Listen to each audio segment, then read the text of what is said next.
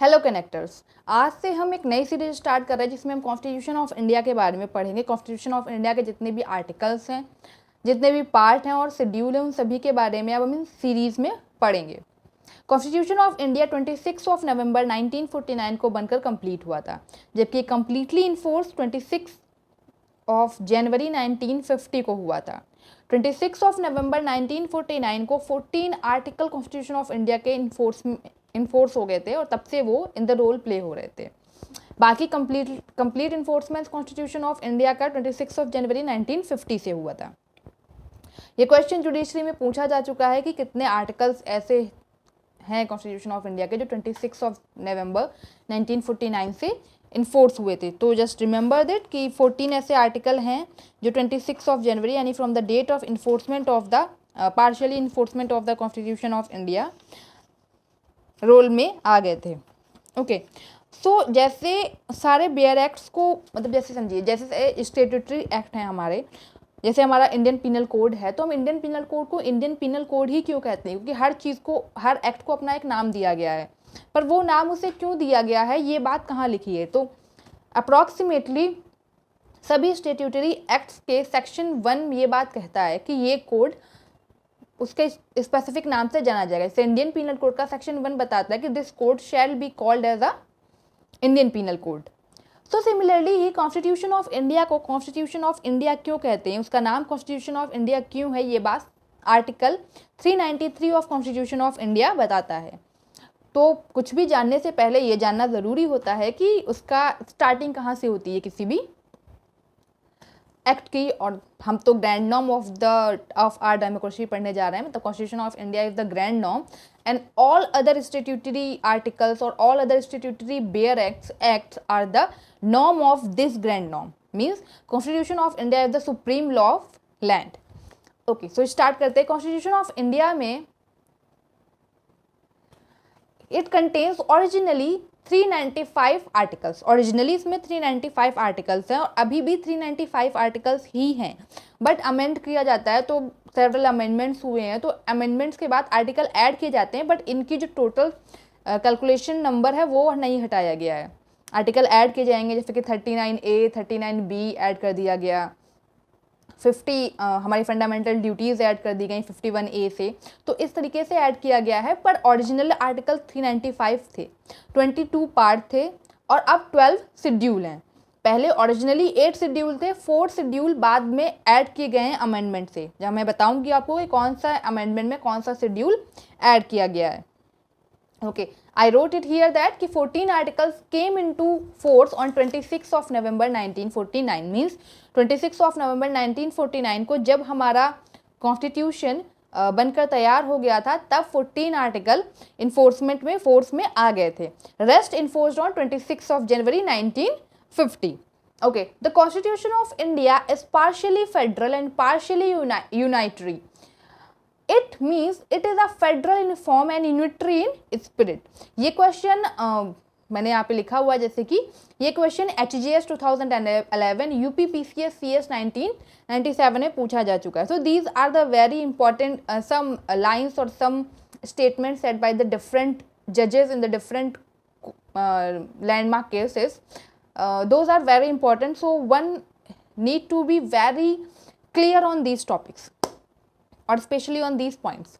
So the Constitution of India is partially federal and partially unitary. Constitution जो है India का वो partially federal और partially unitary है, complete federal और complete unitary नहीं है। Basically कहा जाता है कि Constitution जो of India जो है वो unitary in spirit है, while federal in the form है।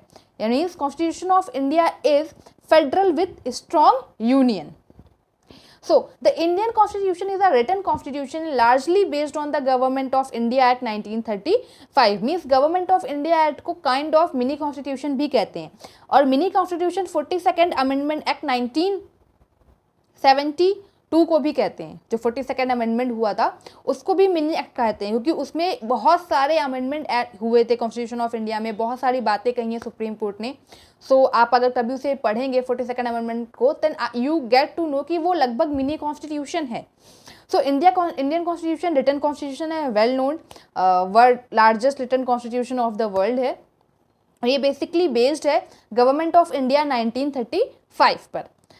SR Bommai versus union of India case में supreme court held that the constitution of India is federal in nature. ये क्वेश्चन पूछा गया है यूपीपीसीएस सीजे 2016 में। मैंने क्वेश्चंस बुक से देखकर और प्रीवियस ईयर क्वेश्चन पेपर देखकर कुछ ऐसे क्वेश्चंस ऐड किए हैं, और आगे भी मैं जैसे जैसे चैप्टर पढ़ाती जाऊंगी जुडिशरी में पूछे गए और डिफरेंट यूपीपीसीएस एग्जाम्स में पूछे गए क्वेश्चंस ऐड करती जाऊंगी ताकि आपको एक ओवरव्यू मिलता जाए।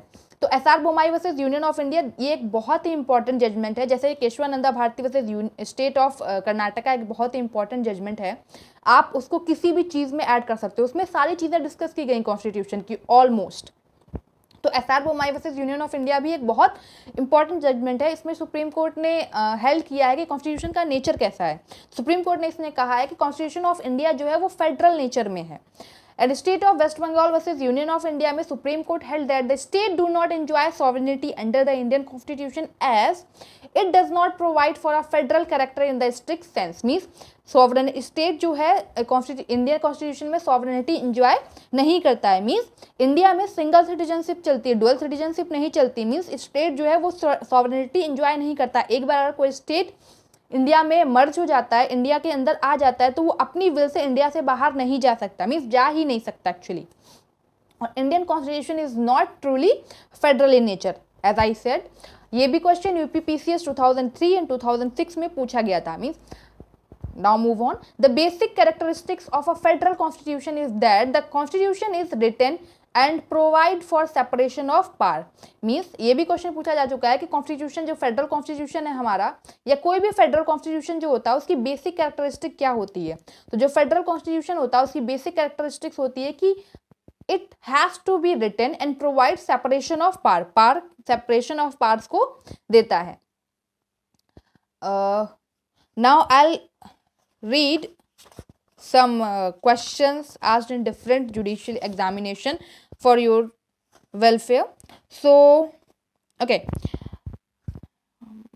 वैसे तो प्रिलिमिनरी प्रोविजन से यही क्वेश्चन पूछे जाते हैं कि ट्रूली कॉन्स्टिट्यूशन ऑफ इंडिया में कितने आर्टिकल हैं, कितने शेड्यूल्स थे वगैरह। Okay, one question is asked that sovereignty under constitution belongs to. Constitution के अंदर सॉवरेनिटी किससे बिलोंग करती है। बेसिकली तो ये प्रीएम्बल से रिलेटेड क्वेश्चन है। मैं जब प्रीएम्बल पढ़ाऊंगी then I will let you know कि सॉवरेनिटी किससे रिलेटेड क्वेश्चन है। But I asked here then I told you that कि sovereignty under constitution belongs to the people. Constitution के अंदर जो सॉवरेनिटी है वो पीपल को बिलोंग करती है। इंडिया में पीपल ऑफ इंडिया को बिलोंग करती है सॉवरेनिटी। एंड ऑलमोस्ट जितने भी क्वेश्चंस अभी तक जुडिशरी में preliminary portion of constitution of India से पूछे गए मैंने उन्हें ऐड किया है जुडिशरी में भी और यूपीपीसीएस के एग्जाम्स में भी। जैसे ये सारे केसेस जो हैं बहुत इंपॉर्टेंट केसेस हैं, I suggest you to learn these cases. इसके बाद हम प्रीएम्बल के बारे में नेक्स्ट वीडियो में पढ़ेंगे। तब तक के लिए ध्यान रखें अपना, टेक केयर एंड